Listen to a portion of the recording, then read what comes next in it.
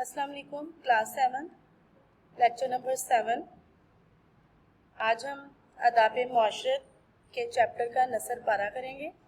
नसर पारे की तशरीह हमने चैप्टर की बुक रीडिंग भी कर ली हुई है, इसकी मश्क कर ली है, फिर हमने उसके अल्फाज मानी, जुमले, मरकज़ी ख्याल, इमला, ये तमाम काम हम कर चुके हैं। उसके बाद हम बी का काम करते रहे। अब हम दोबारा से ए के काम की तरफ आए हैं, उर्दू ए की तरफ। तो हमने उस चैप्टर का रिमेनिंग वर्क करना है। रिमेनिंग वर्क में सबसे पहले हम करेंगे नसर पारे की तशरीह। आप लोगों ने क्लास 6 में भी की हुई है ये पहले, थोड़ा बहुत आपको कॉन्सेप्ट है और कुछ मैं और कॉन्सेप्ट आपको दूंगी आज। तो पेज नंबर 75 के ऊपर जो पैराग्राफ आप देख रहे हैं, ये हमने इस पैराग्राफ की आज नसर पारे की तशरीह करनी है।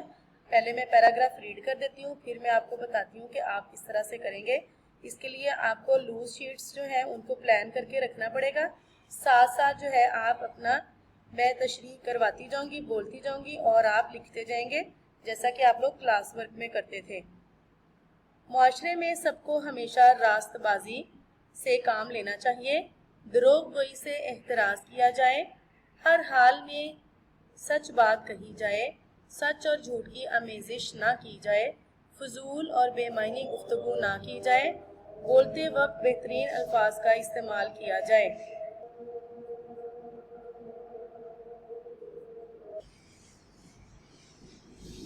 सच और झूठ की आमेजिश ना की जाए, फजूल और बेमायनी गुफ्तगू ना की जाए, बोलते वक्त बेहतरीन अल्फाज का इस्तेमाल किया जाए, नरमी से बात की जाए, चीख चीख कर बोलना मुनासिब नहीं, गालम गलोच मुहज्जब लोगों का शेवा नहीं, अखलाक से गिरी हुई गुफ्तगू से परहेज किया जाए, कोई ऐसी बात ना की जाए जिससे किसी की दिल आज़ारी का पहलू निकलता हो, तहकीक के बगैर कोई बात ना की जाए।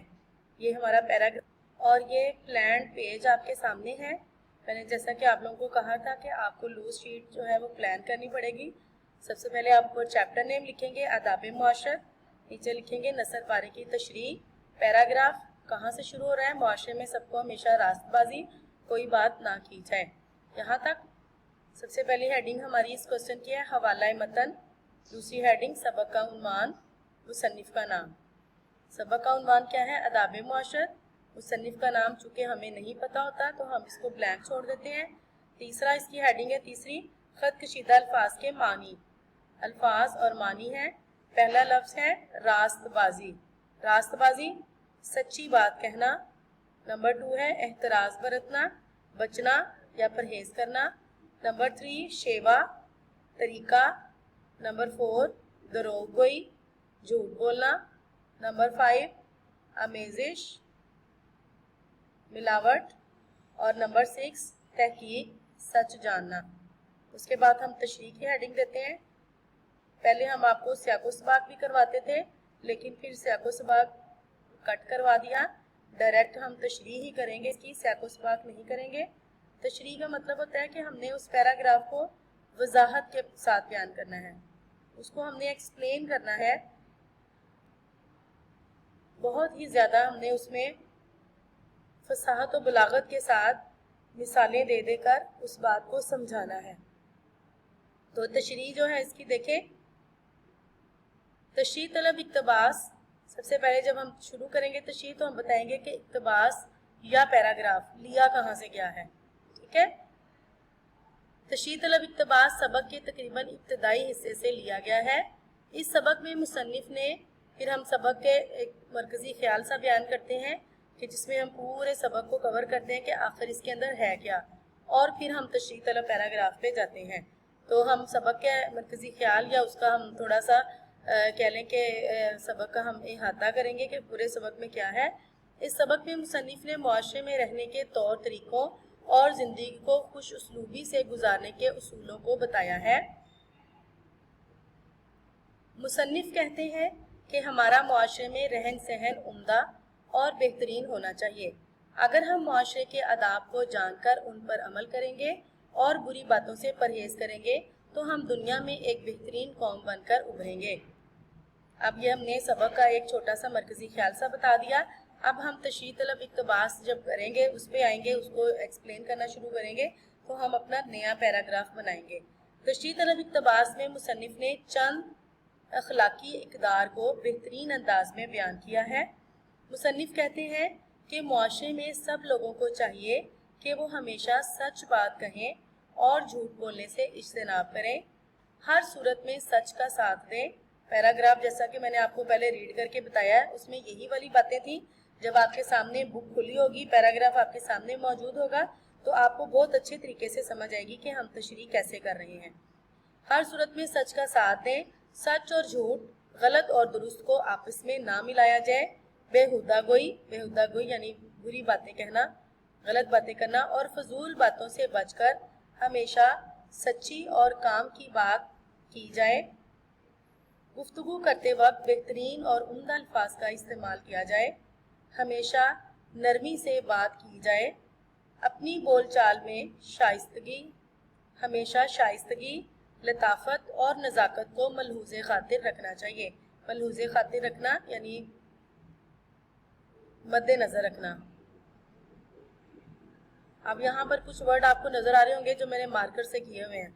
वो इसलिए कि पूरा पेज जब हम इतना लंबा चौड़ा लिखते हैं तो वो शुरू से एंड तक सारा पढ़ना जो है वो हर किसी के बस की बात नहीं होता। तो जो एग्जामिनर या पेपर चेकर होता है वो आप बीच बीच में से मेन पॉइंट्स देखता है कि आपने इसमें किन अल्फाज का इस्तेमाल किया है। तो या फिर थोड़ा सा तहरीर खूबसूरत जो है नज़र आने के लिए हम जो है दरमियान में मार्कर से वर्ड कर देते हैं। चीख चीख कर बोलना तो बिल्कुल मुनासिब नहीं। दूसरे लोगों पर चीखो पुकार करना और गालम गलोच करना अच्छे और तहजीब याफ्ता लोगों का तरीका नहीं है। कुरान पाक में अल्लाह ताला फरमाते हैं, ऊंची आवाज़ गधे की आवाज़ की मानिंद है। यानी ऊंची आवाज़ के बारे में जो चीख चीख कर बोलते हैं, चीखो पुकार करके। तो ये हमने इस पॉइंट को जब हमने वजाहत की, इसकी तशरीह की, तो हमने दरमियान में कुरान का हवाला भी दे दिया। अखलाक से गिरी हुई गुफ्तगू करने से एहतराज बरतना चाहिए। कभी कोई ऐसी बात ना करें जिससे किसी का दिल दुखे, जैसा कि हुजूर सल्लल्लाहु अलैहि वसल्लम का इरशाद है, बेहतरीन शख्स वो है जिसके हाथ और ज़ुबान से दूसरे मुसलमान महफूज रहें। अब ये वो जो दिल आज़ारी वाली बात थी ना कि किसी की दिल आज़ारी ना हो, यानी किसी को दुख ना पहुँचे, किसी का दिल ना दुखे। हम अपनी ज़ुबान से कोई ऐसी बात ना करें, कोई गालम गलोच वाली, कोई बुहतान, कोई गीबत, कोई इस किस्म की बात हम अपने मुंह से, अपनी ज़ुबान से ना करें जिससे किसी की दिल आज़ारी हो, यानी किसी के दिल को तकलीफ़ पहुँचे। तो उसके लिए हुज़ूर सल्लल्लाहु अलैहि वसल्लम की बहुत प्यारी हदीस है, इस पे हमें अमल भी करना है इंशाल्लाह। इसी तरह किसी भी बात के बारे में पूरी तरह मालूमात हासिल किए बगैर कोई बात ना की जाए। किसी बात की हकीकत जानकर, परख कर फिर बयान की जाए, यानी बगैर तहकीक के जो बात थी उसके बारे में है। किसी ने क्या खूब कहा है, पहले तोलो फिर बोलो। तो ये हमारी नसर पारे की तशरीह थी। आपने इसको लूज शीट के ऊपर करना है। अपना लेक्चर जो है इसको सुने, बार बार रिवर्स करके रिवाइंड करें इसको, और फिर इसको बार बार सुने, देखें कि किस तरह से किन किन अल्फाज के साथ। अगर आप खुद करना चाहें तो आप खुद भी तशरीह कर सकते हैं, लेकिन अगर आप इसको नोट करना चाहें तो इसको भी कर लें, ठीक है। और इसके साथ साथ आप बुक में से कोई एक पैराग्राफ लेके तो उसकी आप खुद से जो है वो तशरीह की प्रैक्टिस भी ज़रूर करें। अगर आपने इस पैराग्राफ की करनी है तो आप इस पैराग्राफ को पढ़ के और इसकी खुद से तशरीह कर लें। अगर आप इसकी लेक्चर में से देख के करना चाहते हैं जो मैंने करवाई है, तो फिर आप किसी और मुनासिब सा पैराग्राफ अपनी मर्जी का लेके बुक में से और आप उसके नसर पारे की तशरीह जो है वो ज़रूर लूज शीट के ऊपर करें। कम से कम 2 पैराग्राफ की प्रैक्टिस जो है वो आपकी होनी चाहिए, क्योंकि पेपर में आपसे उसी चैप्टर का नसर पारा पूछा जाता है जो कि जिस चैप्टर का आपको करवाया जाता है। यानी पूरी टर्म में अगर आपने आदाब मुआशरत का नसर पारा किया है तो आपको उसी में से नसर पारा आएगा। तो ये आपके लिए बहुत ही सहूलत की बात है। आप बहुत अच्छे तरीके से पूरे चैप्टर को तशरीह के तौर पर प्रिपेयर कर सकते हैं। तो आज का जो हमारा लेक्चर था, लेक्चर नंबर 7, इसमें हमने नसर पारे की तशरीह की, उसे समझा और अपनी कॉपीज़ पे किया। यही आज आपका होमवर्क है, इसी को आप लिखेंगे और इसका जो है कॉन्सेप्ट अपने माइंड में क्लियर करेंगे।